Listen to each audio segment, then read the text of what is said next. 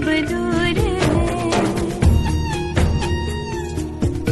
शिव शक्ति से ही पूर्ण है, शक्ति के वो सिंदूर है, गौरी के गौरव के लिए जो हो रहे अब दूर है।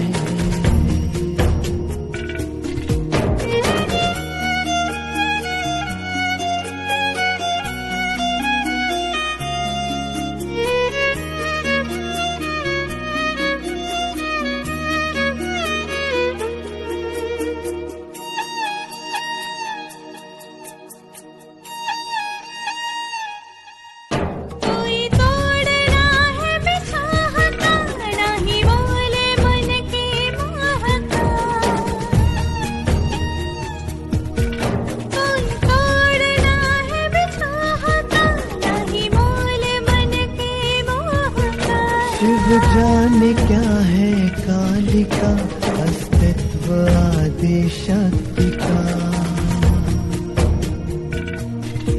विचलित करे ना भावना, नहीं दे सके कोई सांत्वना, नियति है बंधन से परे, जो रच दिया सो वो करे।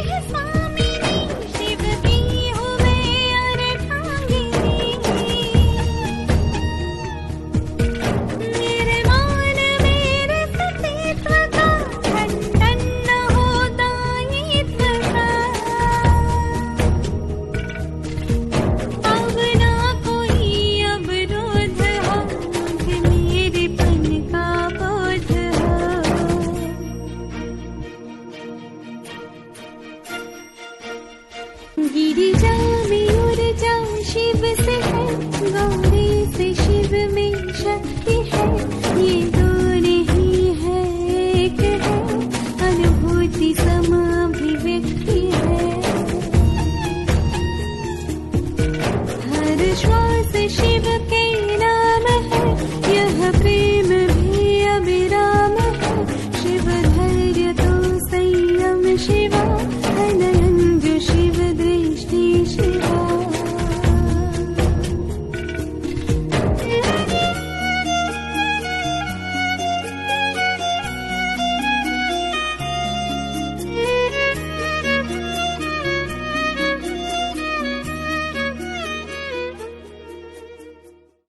ओम शांति। अव्यक्त मुरली 25th December 1969। फरिश्ता अर्थात पहले दिन हमने देखा फरिश्ता अर्थात ज्योतिर्मयी काया वाला। कल देखा फरिश्ता अर्थात मर्जीवा। उसमें 3 सूत्र देखे। पहला नवीनता, दूसरा रचनात्मकता, तीसरा परिवर्तन। मर्जीवा जन्म अर्थात 4 आयाम है उसके। पहला हम सभी जानते हैं, जो छूट गया, जो बीता है उसको भूल जाना, मर जाना उससे। और 3 आयामों की चर्चा कल की थी। आज का तीसरा फरिश्ता अर्थात सब बातों में हल्के। जब हर एक की नेचर बदले तब आप लोगों के अव्यक्ति फीचर्स बनेंगे। संगम युग की संपूर्ण स्टेज की पिक्चर क्या है? फरिश्ते में क्या विशेषता होती है? एक तो बिल्कुल हल्कापन होता है। हल्कापन होने के कारण जैसी भी परिस्थिति हो वैसी अपनी स्थिति बना सकेंगे। जो भारी होता है वो कैसी भी परिस्थिति में अपने को सेट नहीं कर सकेंगे। तो फरिश्तेपन की मुख्य विशेषता हुई कि वह सभी बातों में हल्के होंगे, संकल्पों में भी हल्के, वाणी में भी हल्के, कर्म करने में भी हल्के, और चौथा संबंध में भी हल्के रहेंगे। इन चारों बातों में हल्कापन है तो फरिश्तेपन की अवस्था है। अब देखना है कहाँ तक इन चार बातों में हल्कापन है। जो हल्के होंगे वो 1 सेकंड में कोई भी आत्मा के संस्कार को परख सकेंगे, और जो भी परिस्थिति सामने आएगी उनको 1 सेकंड में निर्णय कर सकेंगे। यह है फरिश्तेपन की परख। जब यह सब गुण हर कर्म में प्रत्यक्ष दिखाई दे तो समझना अब संपूर्ण स्टेज नजदीक है। तो फरिश्ता अर्थात हल्का। कितना हल्का? फरिश्ता अर्थात हल्का। किन बातों में हल्का? संकल्प में हल्के। किन बातों में हल्के? बोल में हल्के। किन बातों में हल्के? कर्म में हल्के। और किन बातों में हल्के? संबंध में हल्के। तो पुरुषार्थ है हल्के बनने का। भारी किसने बनाया है? अपने ही विचारों ने। भारी किसने बनाया है? व्यर्थ ने। भारी किसने बनाया है? विकारों ने। भारी किसने बनाया है? विकर्मों ने। भारी किसने बनाया? उदासी ने। भारी किसने बनाया है? मोह ने। भारी किसने बनाया है? अतीत की स्मृतियां, इच्छाओं ने भारी कर दिया है। महत्वाकांक्षाओं ने भारी कर दिया है। भारी किसने किया है? चिंताओं ने, व्यर्थ ने, भोजन ने।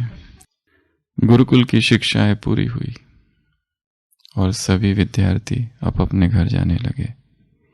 सब ने गुरु को कुछ न कुछ दिया, पर एक विद्यार्थी ऐसा था जो बहुत दरिद्र था, गरीब था। उसके पास देने के लिए कुछ नहीं था। उसकी आंखों में आंसू आ गए। उसने गुरु से कहा, भी आपके लिए मेरे पास कुछ भी नहीं है, परंतु मैं भविष्य में कुछ ना कुछ आपको दूंगा और आप उसे स्वीकार करेंगे, ऐसा वादा करो। गुरु आश्वासन देता है। वो विद्यार्थी, वो युवक वहां से चला जाता है, पर बहुत दुखी है कि मैं अपने गुरु को कुछ भी ना दे पाया। इतने सालों तक उनसे शिक्षा ग्रहण की, इतना ज्ञान सुना, इतनी अनुभव की बातें सुनी, धर्म की बातें सुनी, विवेक की बातें सुनी, पर मैं कुछ न दे पाया। दुखी था। दुखी होकर किसी दूसरे शहर में जाता है, अपने एक मित्र के यहाँ रुकता है। अपने मित्र से अपनी दुख की बात बताता है और कहता है, मैं क्या करूं? वो मित्र कहता है, तुम्हें क्या चाहिए, क्या देना चाहते हो? वो सोचता है, कहता है 5 स्वर्ण अशर्फिया, बस इतना ही अगर मुझे मिल जाए तो मैं अपने गुरु को दे दूं, ऋण चुकता हो जाए। वो कहता है, इतनी सी बात? तुमने शायद सुना नहीं है, तुम किस राज्य में आए हो। इस राज्य का जो राजा है रोज सुबह निकलता है बगीचे में सैर करने, और जो भी पहला याचक आ जाता है उसको जो चाहिए वो दे देता है। तुम सुबह सुबह उठ के चले जाना, तुमको जो चाहिए वो मिल जाएगा। रात भर करवटें बदलता है, सोचता है क्या वाकई में, क्या वास्तव में ऐसा होगा? सुबह उठ के जाता है, बगीचे के पास खड़ा रहता है, देखता है राजा तो आ रहा है। अपने मन की तैयारी कर लेता है। राजा आता है, वो नीचे झुक जाता है, कहता है, मुझे कुछ चाहिए, कुछ दीजिए। क्या ये सत्य है कि आप जो पहला याचक मिलता है उसे सब कुछ दे देते हो, जो चाहिए वो? राजा कहता है, हाँ, पर आज तक कोई याचक आया ही नहीं, तुम ही पहले हो, क्योंकि इस राज्य में सभी समृद्ध है, आज तक मांगने ही कोई नहीं आया। बोलो तुम्हें क्या चाहिए? तो वो सोचने लगता है, कुछ भी। सोचा तो था 5 स्वर्ण अशर्फिया, पर जब कुछ भी की बात आई तो 500 क्यों नहीं? फिर सोचता है 500 मांगू, फिर सोचता है कुछ भी तो 5000 क्यों नहीं? फिर क्योंकि सब कुछ मिल रहा है। जितना वो गणित जानता था, संख्या मन ही मन बढ़ती जाती है। फिर पश्चाताप करता है कि गणित में पहले से ही बचपन से कम रुचि थी। अगर आज पूर्ण गणित जानता तो शायद संख्या और बढ़ती और बढ़ती और बढ़ती, और सोचते सोचते सोचते वो यहां तक आ जाता है कुछ भी, पर कुछ भी मांगू फिर भी कुछ तो रह ही जाएगा। कितनी भी संख्या मांगू, क्यों ना इस गणित और संख्या के चक्कर से बाहर निकल जाऊं और राजा से सब कुछ ही मांग लूं। राजा फिर कहता है बोलो, मैं रुका हूं, मांगो। राजा देखता है इसकी अवस्था ठीक नहीं है। राजा कहता है मैं जरा एक चक्कर और लगा कर आता हूं, तब तक तुम सोच के रखो। वो कहता है ये ठीक है। थोड़ा टाइम मिल गया, तब तक वो सोच लेता है क्यों नहीं राजा से कहूं कि सब कुछ मुझे दे दो और तुम निकलते फिर बनो यहां से, तुम्हारा अब यहां कोई काम नहीं। फिर सोच लेता है ऐसा। राजा आता है, हो गया? वो कहता है हाँ, तुम और तुम्हारा जितना भी राज्य है, जो कुछ है सब मेरा हुआ। जो कपड़े पहने हो बस इसी कपड़े में निकल जाओ, राज्य अब मेरा हुआ। वो सोचता है कि ऐसे मैं कहूंगा, कहते ही राजा डर जाएगा, पर राजा तो इतना आनंदित हो जाता है, जमीन पर गिरता है घुटनों पर और कहता है हे प्रभु धन्यवाद, जिसकी मुझे तलाश थी वो मिल गया। कब से मैं ढूंढ रहा था कि ऐसा कोई आ जाए, ऐसा कोई आ जाए, और आज वो आ गया। वो युवक एकदम घबरा जाता है, कहीं गड़बड़ तो नहीं कर दी मैंने कुछ। राजा की अवस्था देखकर और राजा की खुशी देखकर उसे फिर से सोच चलता है ये क्या कर दिया मैंने, कुछ तो गड़बड़ है। वो कहता है क्या ये हो सकता है कि एक चक्कर आप फिर लगा के आओ? I want to revise. राजा कहता है नहीं नहीं, ऐसा मौका मेरे हाथ में फिर नहीं आएगा, मुझे जाने दो, ये तुम सौंप लो, अब मुझे कुछ नहीं चाहिए। इसी की का तो मुझे इंतजार था इतने वर्षों से। वो कहता है नहीं प्लीज, एक बार आप एक चक्कर लगा के आ जाओ। और जब राजा जब एक चक्कर लगा के आता है, युवक वहां है नहीं। वो उन 5 अशरफियों को भी छोड़ आया। उसने, उसकी दृष्टि ने देख लिया। क्या देख लिया?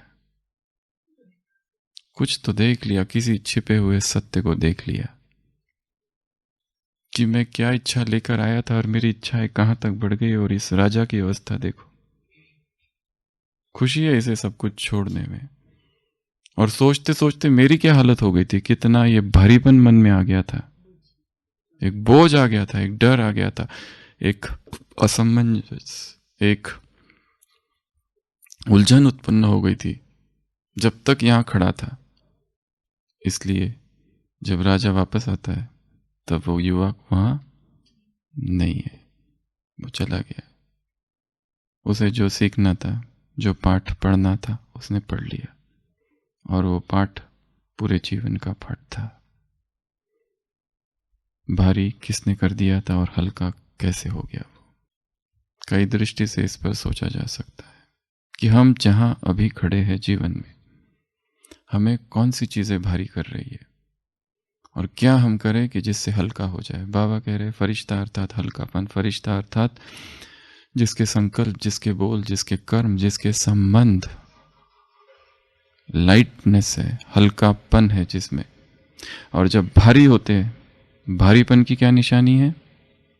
इस युवक के साथ क्या क्या हुआ? उलझन, इच्छाएं, कंफ्यूज्ड, और लालच, और बेचैनी, हलचल, डर। हम जब भारी होते हैं तो हमें क्या क्या होता है? भारीपन अर्थात मन की स्थिति, नींद आती है? नहीं आती है। अनिद्रा। और क्या होता है? चिड़चिड़ापन, बेचैनी। और क्या होता है? उदासी। उदासी, किसी से बात करने की इच्छा नहीं होती। किसी एक बात ने इतना भारी कर रखा है मन को, इतना भारी। वो कोई भी बात हो सकती है, वो बीमारी हो सकती है, कुछ भी हो सकता है। और दूसरों के लिए शायद वो बात बहुत छोटी हो, पर हमारे लिए वो बात बहुत बड़ी है। तो फरिश्ता अर्थात हल्कापन, कैसे हल्के बने, इस हल्केपन के आज हम 3 सूत्र देखेंगे। इन 3 सूत्रों की चर्चा करेंगे। जैसे मरजीवा के 3 सूत्र कल देखे पर किए क्या? कल सारे दिन भर किया कुछ नवीन जो कब नहीं किया था, कुछ रचनात्मक, एकदम रचनात्मक, कुछ परिवर्तन। सबसे पहला सूत्र, unload the gun. Mind is a loaded gun. कहा जाता है मन क्या है? एक लोडेड गन है। अनलोड द गन, खाली कर दो अपने हृदय को, अपनी चेतना को, अपने मन को, अपनी आत्मा को। क्या कर दो? खाली कर दो। ये विधि है हल्के होने की। जितना जो भरा है बातों से, दमित इच्छाओं से, वो हल्का कैसे हो सकता है? भरा है बहुत ज्यादा। मुरलियों में क्या आता है? क्या कर दो बाबा के सामने? सच सच सुना दो। जिसने जितना छिपा के रखा है उतना वो भारी। इसके लिए सुना दो, बता दो, उड़ेल दो, एम्प्टी कर दो अपने आप को। कहा जाता है अध्यात्म अर्थात 2 परिभाषाएं अध्यात्म की, emptying oneself, effacing oneself. अपने आप को खाली कर दो उस परमात्मा के आगे, और इफेजिंग अपने आप को मिटा दो, उस मैं को मिटा दो। ये 2 काम जब हो जाएंगे तो अध्यात्म में संपूर्णता आएगी।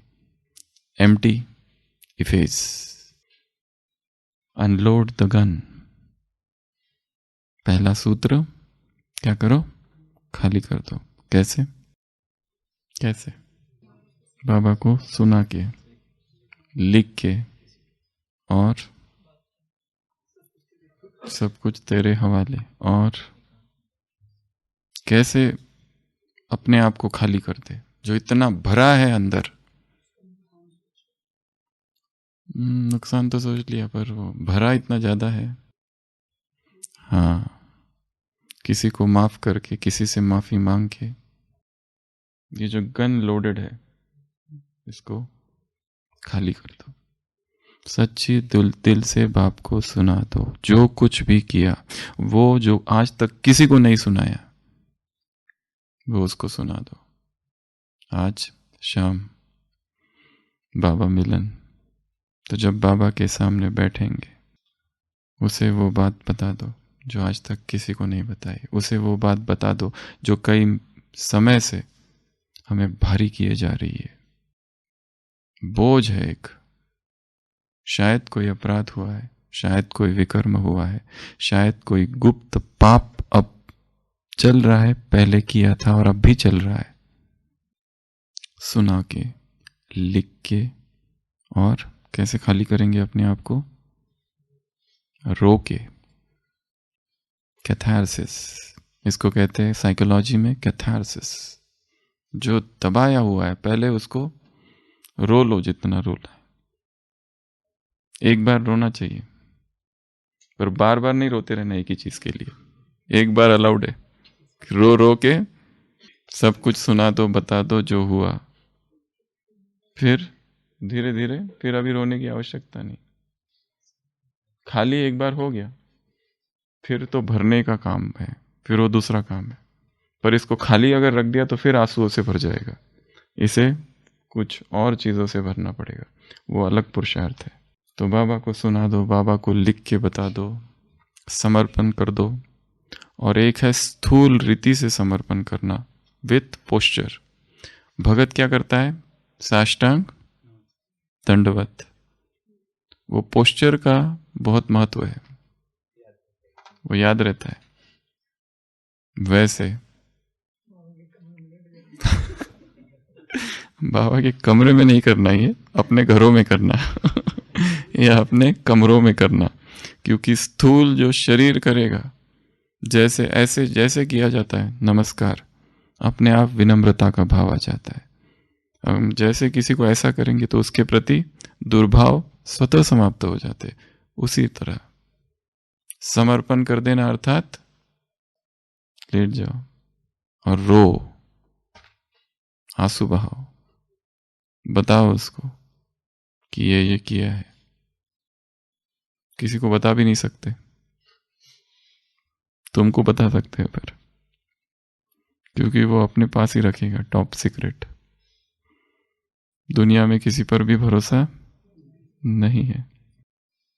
बर्नार्ड शॉ ने अपनी जीवन कहानी में लिखा है कि मैं एक बार सुबह सुबह हमारा जो रशिया चर्च था वहां गया, एकदम सुबह का समय था, और चर्च में प्रवेश ही कर रहा था तो एकदम आवाजें सुनाई दी, अंदर से कोई रो रहा, हे प्रभु मुझे माफ कर दो, मैं पापी हूं, मैं अत्याचारी हूं, मैंने बहुत पाप किए हैं, तू विराट है, तू रहम दिल है, तेरी कृपा अनंत है।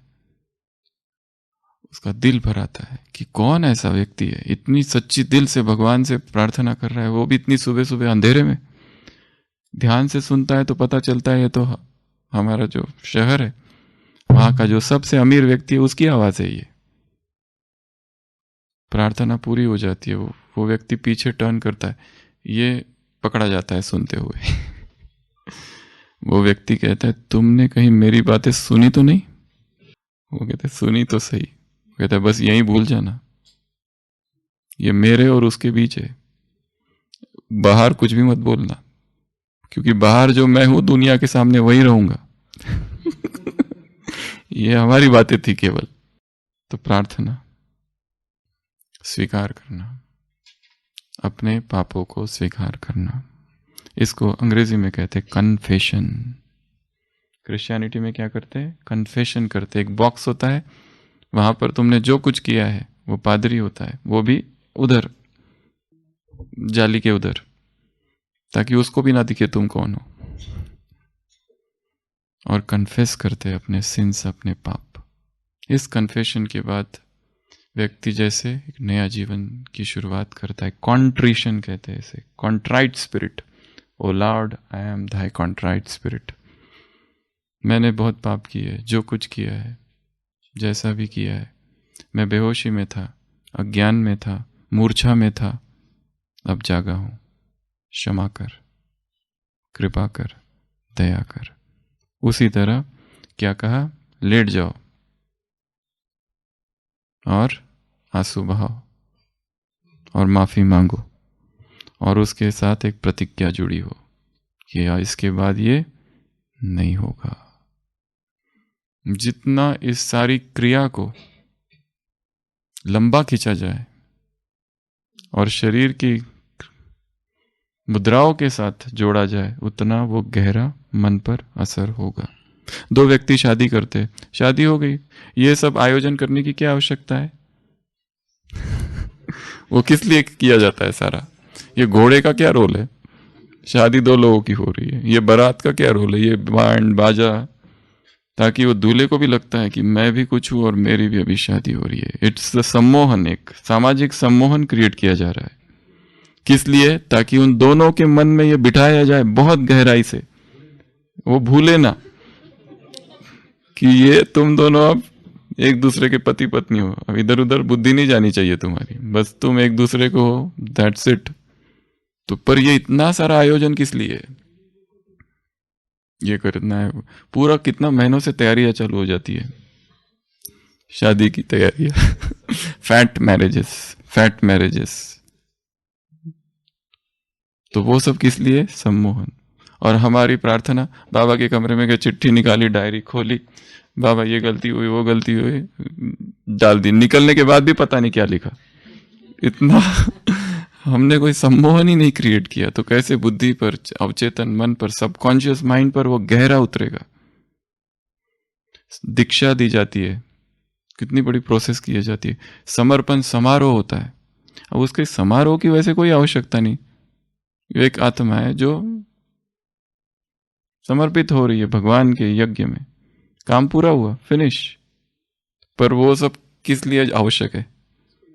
ताकि ये सब किस लिए चल रहा है? ये चुन्नी और ये सब मैं क्यों पहन रहा हूं, पहन रही हूं? ताकि याद रहे, ये फोटो याद रहने के लिए।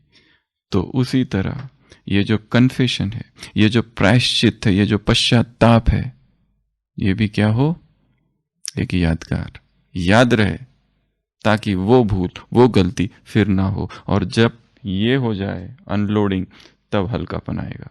तब तक हल्कापन नहीं, तब जब तक वो बात अंदर छिपी हुई है, वो पाप, वो विकर्म, एक दुख है। किसी की मृत्यु हो गई पर उसका दुख हमें भूला ही नहीं है। वो इतना प्रिय था कि भूला नहीं है। तो क्या करना है, सुना दो, समर्पण कर दो, बता दो, और सच्ची दिल से, सच, इसमें झूठ नहीं चलेगा। जितना सच्चाई से समर्पण होगा, जितने सच्चाई का पश्चाताप होगा, उतना आगे फिर वो भूल नहीं होगी। नहीं तो वही भूल होती रहेगी। भूल करो, पश्चाताप करो, भूल करो, पश्चाताप करो, पत्र लिखो, जीवन पर्यंत चालू है। तो सबसे पहला सूत्र, अनलोड द गन। दूसरा, ड्रॉप द रोप, रस्सी को छोड़ दो। सबसे ज्यादा भारी करने वाली चीज है अतीत, होल्डिंग, पकड़ के है कोई चीज को, छोड़ ही नहीं रहे उसको, और जितना जोर से पकड़े हुए है उतनी वो चीज हमें भारी कर रही है। बात हो गई है, बात पुरानी हो गई है, उसको समाप्त हो गई है, अब उसका वर्तमान से कोई लेना देना नहीं है, पर हमने क्या कर रखा है, पकड़ के रखा है, और ये पकड़ ही हमें भारी कर रही है। यहां आत्माओं के पार्ट बदल रहे हैं, ये हम भूल रहे हैं। हर एक अपनी व्यक्तिगत जीवन में आगे बढ़ चुका है, हर एक अपने व्यक्तिगत जीवन में, स्कूल में, कॉलेज में दोस्त थे, 20 साल के बाद मिलते हैं, वो उसके जीवन में आगे बढ़ चुका है, ये इसके जीवन में आगे बढ़ चुका है। अब शायद कोई तालमेल नहीं है उनके जीवन में, तब दोस्त थे, शायद अब नहीं है। इस सत्य को भी मानना पड़ेगा। और हर एक की हर एक इच्छा पूर्ण ही हो ऐसा जरूरी भी तो नहीं है। एक व्यक्ति चाहता है इससे शादी करो, उससे नहीं होती किसी, उसकी दूसरे से हो जाती है, स्वीकार करो इसको भी फिर। हर एक को सब नहीं मिलेंगे जो तुमको चाहिए। अतीत को छोड़ो। जब तक अतीत को पकड़े हुए जोर से, तब तक हल्कापन आ ही नहीं सकता। कैसे छोड़ेंगे? छोड़ो तो छूटे, कैसे छोड़ेंगे? बीती सो बीती, रात गई सो बात गई। कल भी सुनाया था, आज का दिन पूरा हुआ अर्थात मेरी मृत्यु हो गई है। आज जो नई सुबह है अर्थात मेरा आज नया जन्म हुआ है। मैं अभी अभी जन्म लिया है, मैं अब भी परमधाम से अभी तो उतर के आई हूं। ऐसा भी सोच सकते हैं, मैं आत्मा अब भी परमधाम से पहला ही जन्म है। ये तो या तो रात में मर गया, अभी ये नया शरीर है, इस शरीर में हूं मैं। नई यात्रा शुरू। अतीत को कैसे भूलेंगे? अतीत का हम पर कोई प्रभाव ना हो, कोई भी प्रभाव ना हो। क्या किया जाए? इसमें भी एक चीज जो पहला बताया, कईयों को माफ कर दो और कईयों से माफी मांग लो। ये बहुत सुंदर विधि है, क्योंकि अतीत में इतनी बातें हुई है कि हमारे मन में किसी किसी के प्रति विरोध है, नकार है, नफरत है, घृणा है। कईयों को माफ करना पड़ेगा। किनके लिए? उनके लिए नहीं, स्वयं के लिए। कईयों से माफी मांगनी पड़ेगी, हमारी गलती नहीं है तो भी, क्योंकि वो चाहते हैं कि हम माफी मांगे। बदले का भाव जब तक है तब तक भारीपन रहेगा। जिस दिन बदले का भाव निकल गया, अचानक हल्कापन आ जाएगा, लाइटनेस। या तो अतीत को पकड़े हुए या तो भविष्य की चिंता है। एक सूफी संत को कारागार में डाल दिया गया और सुनाया गया कि कल सुबह तुम्हें फांसी की सजा। वो डरने लगता है, कल सुबह मैं मर जाऊंगा। अचानक उसके गुरु उसके सामने आते हैं। गुरु कहते क्या हुआ? वो कहता है कल ना, कल, आज थोड़ी, आराम करो। आराम से सो जाता है, कल देखेंगे, कल का। ड्रॉप द रोप, रस्सी को छोड़ दो। कौन सी रस्सियां? पुरानी यादें, दर्दनाक यादें, स्वजनों की मृत्यु, स्वयं को मिली हुई पीड़ा, स्वयं पर हुए अत्याचार, जो हम समझते हैं अत्याचार, वैसे ड्रामा कल्याणकारी है, ड्रामा न्यायकारी है। इस ड्रामा में किसी के साथ भी कोई भी अन्याय नहीं हो रहा है, पर हमारी दृष्टि बहुत ही छोटी है, ट्यूब्यूलर विजन है, इतना ही हम देख सकते हैं बस। इसलिए हमें अपमान को भूले नहीं है, दुर्योधन की अवस्था है अतीत को पकड़ना अर्थात, और लोडेड गन कुंती की अवस्था है, छिपाया हुआ है कुछ सबसे, इसलिए जीवन भर भारी बने। और दुर्योधन अपमान हुआ है उसका, भूलेगा नहीं अपमान, भारी किए हुए उसको।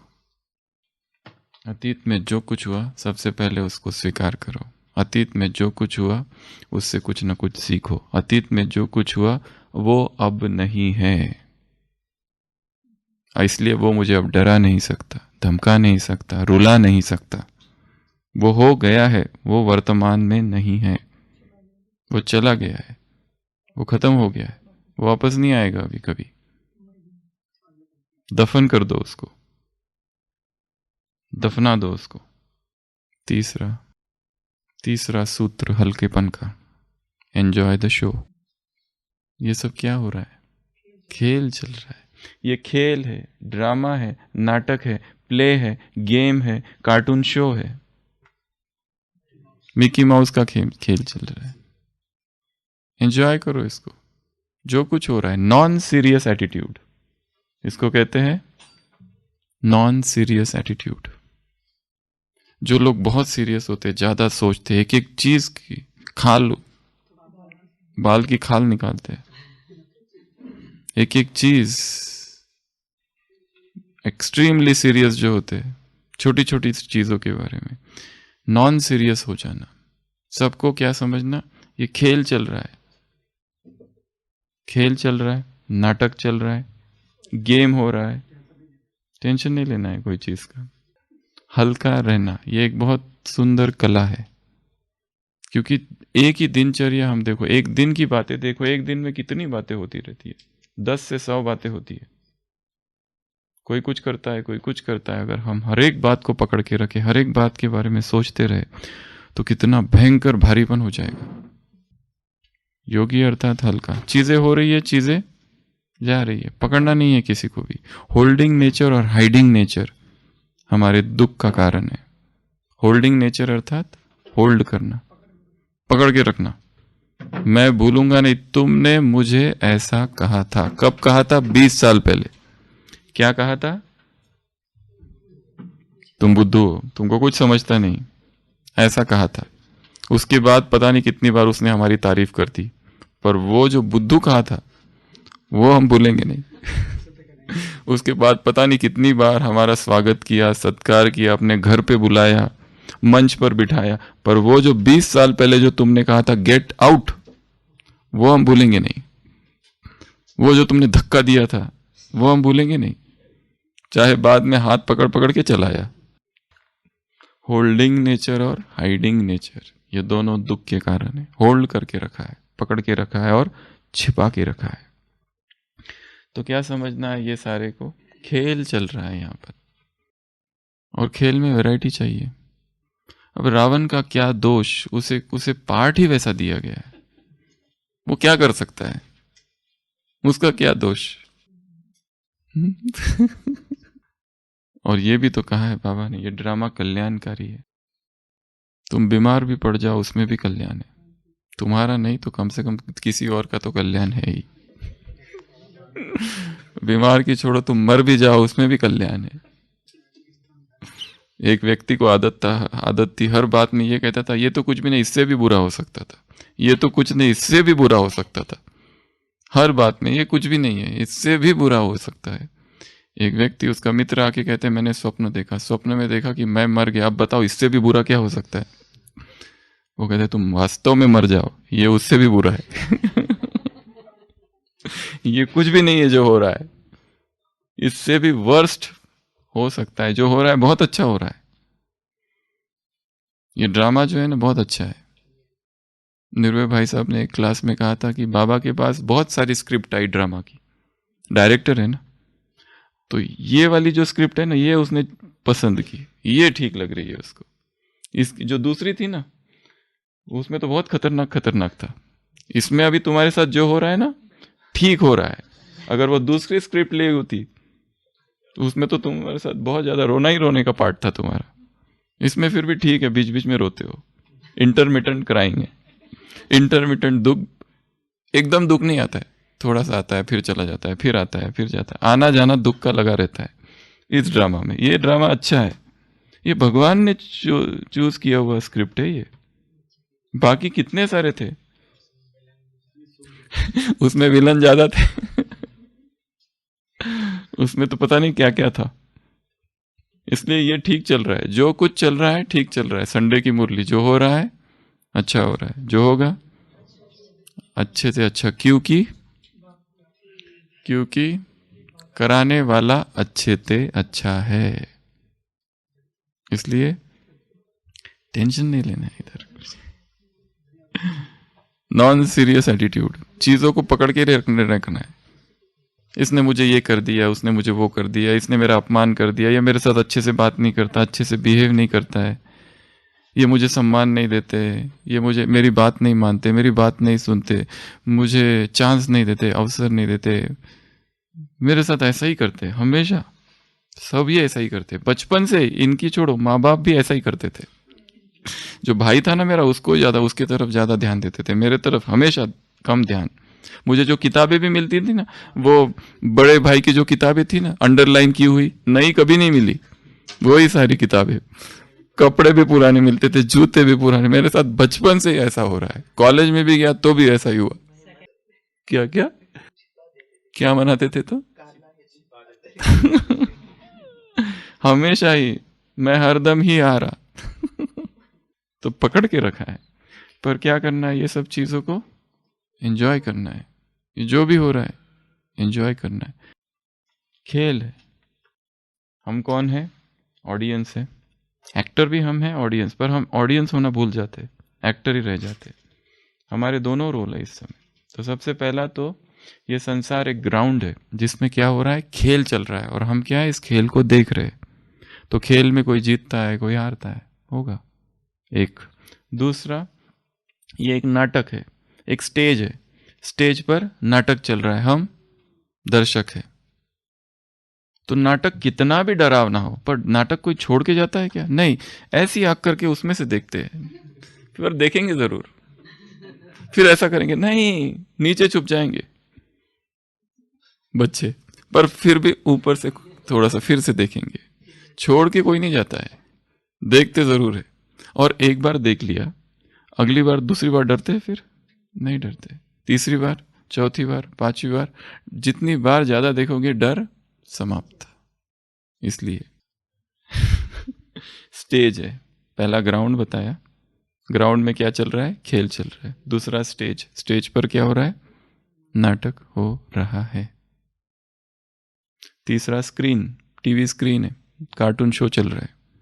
कार्टून शो चल के कोई दुख मनाता है, मिकी माउस बेचारा, यहां से गाड़ी आती है वो ऐसा खड़ा होता है, इधर से गाड़ी आती है उसको पूरा ही फ्लैट हो जाता है, फिर उठ के खड़ा होता है ऊपर से गिरता है, ऐसा लगता है मर गया, पर फिर से खड़ा हो जाता है, कुछ होता ही नहीं। दीवार से जाता है, चपक जाता है पूरा, फिर से ठीक हो जाता है। किस लिए बनाया ये कार्टून शोज, सिखाने। तो बाबा कहते ये क्या है, संसार कार्टून शो है। स्वयं पर ही हंसना बहुत बड़ी कला है, कार्टून शो की तरह सारा देखना जो कुछ हो रहा है, नॉन सीरियस एटीट्यूड। उसके बाद ये मैदान है जहां रासलीला चल रही है। क्या हो रहा है यहाँ, डांस, और डांस देखने वाले खुश होते हैं। कई बार डांस में गड़बड़ भी होती है, फिर भी खुश, देखते रहना है साक्षी होकर इस डांस को। ये सारा संसार नृत्य है, एक रास चल रही है, केवल वहां रास नहीं, सृष्टि में कहीं पर भी नजर दौड़ाओ, रास हो रही है, नृत्य हो रहा है। बादलों को देखो, क्या कर रहे हैं? नृत्य कर रहे हैं। झाड़ों को देखो, क्या कर रहे हैं? नृत्य। भाषा तो व्यक्ति ने बहुत बाद में सीखी, पहले नृत्य था, डांस था। सतयुग में क्या था? नृत्य। जहां देखो, चांद को देखो क्या कर रहा है? नृत्य। सूरज को देखो क्या कर रहा है? नृत्य। पक्षियों को देखो क्या कर रहे हैं सारे पक्षी। मोर को देखो क्या कर रहा है, उसे कोई परवाह नहीं। जंगल में मोर नाचा कोई देखे ना देखे। जो रियल डांसर होते हैं वो किसी और के लिए डांस नहीं करते, खुद की खुशी के लिए डांस करते।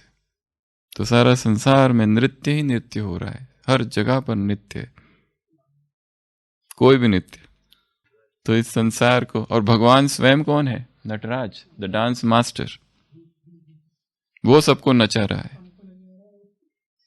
हम दुखी क्यों हो रहे हैं किसी के डांस को देख को? अरे किसी को डांस नहीं आता है पर फिर भी कोशिश तो कर रहा है नाचने की।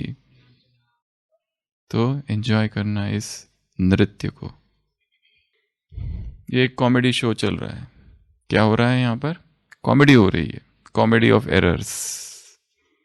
कई बार होता है ना डबल रोल, दो हीरो दो हीरोइन कितने कंफ्यूजन हो जाता है, वो इधर वो उधर, सब गड़बड़। शेक्सपियर का प्ले है कॉमेडी ऑफ एरर। यहां से ही वो डबल रोल की सिस्टम निकली फिल्मों में। तो यहां पर बहुत कॉमेडी हो रही है। कोई किसी को कुछ बोल रहा है, कोई कुछ कर रहा है, कोई कुछ कर रहा है, कोई किसी को डांट रहा है, वो घर जाकर उसको डांट रहा है। ऐसे ही हो रहा है ना कॉलेजेस में होता है ना, पहले रैगिंग होती थी, इतना डरते थे रैगिंग से, बहुत ज्यादा। जो सीनियर्स, फिर सीनियर बनने के बाद दूसरों को डराते, पहले खुद डरते, फिर वही टेरर रैगर्स वो बन जाते हैं। तो ये सब कॉमेडी हो रही है यहाँ पर, ये संसार में। तो ये कॉमेडी देखकर भारीपन थोड़ी आएगा, हल्कापन आएगा। तो हल्के होने के ये 3 सूत्र है। सबसे पहला बनाया, अनलोड द गन, खाली कर दो अपने आप को, पूरा खाली कर दो, कुछ भी ना बचे अंदर, सब कुछ सुना दो उसको, जितना सुनाना है वो सुनेगा। दूसरे तो किसी को सुनाओगे तो कहेगा मुझे जाना है प्लीज वो तो क्या, मैं बाद में, आधा बाद में सुनूंगा भगवान को कितना भी सुना वो कभी बोर नहीं होगा। दूसरा क्या करना है? जो अतीत को पकड़ के रखा है, अतीत में जो कुछ भी हुआ, या तो बाबा को समर्पित कर दो, भूल जाओ, उससे सीख लो, पाठ पढ़ लो, आगे बढ़ जाओ। बीती सो बीती, रात गई सो बात गई, और वो हमें अब प्रभावित ना करे। उसके लिए कब तक रोते बैठेंगे? वो बात हो गई, कोई मर गया, अभी तक रो रहे उसके लिए। वो गया, उसने जन्म भी ले लिया, तुम्हारे आंसू अब उसको दुख दे रहे, तुम्हारे वाइब्रेशंस उस तक पहुंच रहे। एक पिता था, उसकी बेटी मर जाती, एकदम बहुत उसको प्यारी थी, और फिर वो रोज रोते रहता है, रोज रोते रहता है, रोज रोते रहता है। एक दिन स्वप्न में देखता है उसकी बेटी दिखती है, और वहां पर वो स्वर्ग में है, और स्वर्ग में सारे लोग खुशियां मना रहे, पर उसकी बेटी जो है बैठ के रो रही है स्वर्ग में वो पूछता है तुम रो क्यों रही हो? वो कहता है क्योंकि मेरे पिताजी ने उधर धरती पर दुखी है, इसलिए मैं यहाँ रोती रहती हूँ। जो जिसको जाना था वो चला गया है, उसने नया जन्म भी ले लिया है, अब उसके लिए रोते रहना, अर्थात तुम्हारे वाइब्रेशंस हम उसको भेज रहे हैं, तुम उसको भेज रहे हो। उसको नया जीवन चालू करने दो। अब उसका पुराना जर्जर हो गया था वो शरीर, उसका नया जीवन है, नए उमंग, नए संबंध, उसको नए संबंधों में एक नई शुरुआत उसको करने दो। कितना थक गया था इधर, अब भी उसको अपने वाइब्रेशंस मत भेजो दुख के। Stop crying. तीसरा, एंजॉय द शो। क्या करना है? मजे लेना है इसके, जो कुछ भी हो रहा है, जो कुछ भी हो रहा है इसमें एंजॉय करना है। जैसे बाबा साक्षी है, इसलिए वो स्थिर है। इस सारे ड्रामा को साक्षी होकर देखना है, ये मुझे प्रभावित नहीं कर सकता है, और ये वहां हो रहा है स्क्रीन पर, खेल है। और एक, ये सारा संसार एक स्वप्न है। क्या है ये? एक स्वप्न है। ये सब स्वप्न हो रहा है, ये सारा स्वप्न ही है। एक गुरु देखता है कि मैं रात में स्वप्न में तितली बन गया, अपने शिष्यों से कहता है इसका क्या अर्थ है? उसको कहते वो स्वप्न था, भूल जाओ उसको, अभी तक क्यों याद कर रहे हो? वो कहते प्रश्न वो नहीं है, प्रश्न दूसरा है। शिष्य समझाते हैं गुरु को, आप हमको सिखाते हो ना पास्ट को भूलो भूल जाओ, जो स्वप्न था वो हटाओ उसको, वो तो कोई मिथ्या था वो कहते हैं प्रश्न वो नहीं, मैं ये सोच रहा हूं कि मैं गुरु कहीं ये स्वप्न देख रहा हूं कि मैं तितली बन गया, या फिर मैं तितली हूं और ये स्वप्न देख रहा हूं कि मैं गुरु बन गया हूं। स्वप्न ये सत्य है या वो सत्य है? प्रश्न ये है। तो ये सारा संसार एक स्वप्न की भांति है, भूलो इसको। लाइटनेस तो फरिश्ता अर्थात हल्का। ओम शांति।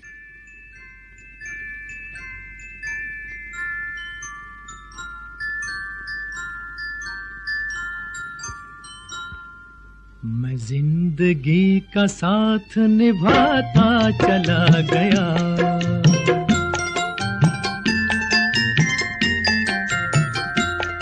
हर फिक्र को धुएं में उड़ाता चला गया, हर फिक्र को धुएं में उड़ा।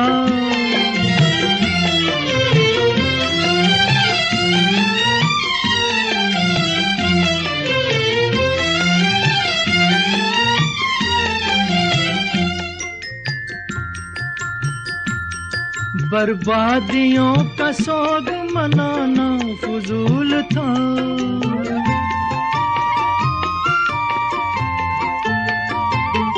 बर्बादियों का सोग मनाना फजूल था, मनाना फजूल था, मनाना फजूल था।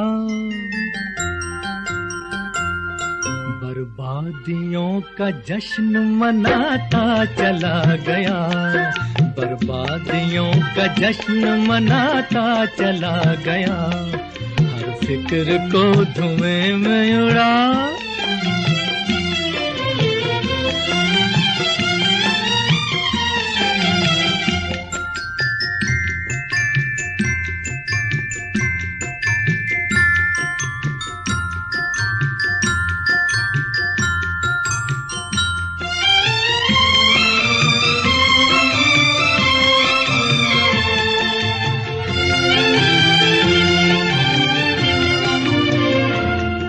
जो मिल गया उसी को मुकद्दर समझ लिया,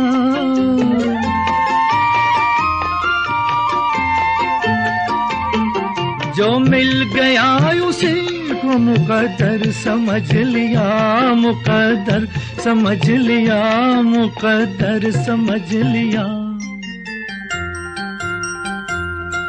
जो खो गया मैं उसको भुलाता चला गया, जो खो गया मैं उसको भुलाता चला गया, हर फिक्र को धुएं में उड़ा।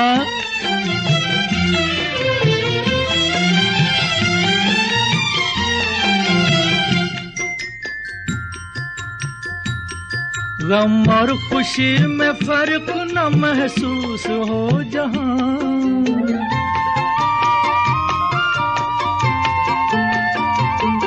गम और खुशी में फर्क न महसूस हो जहां, न महसूस हो जहां, न महसूस हो जहां। मैं दिल को उस मकाम पे लाता चला गया, मैं दिल को उस मकाम पे लाता चला गया, मैं जिंदगी का साथ निभाता चला गया, हर फिक्र को धुएं में उड़ाता चला गया।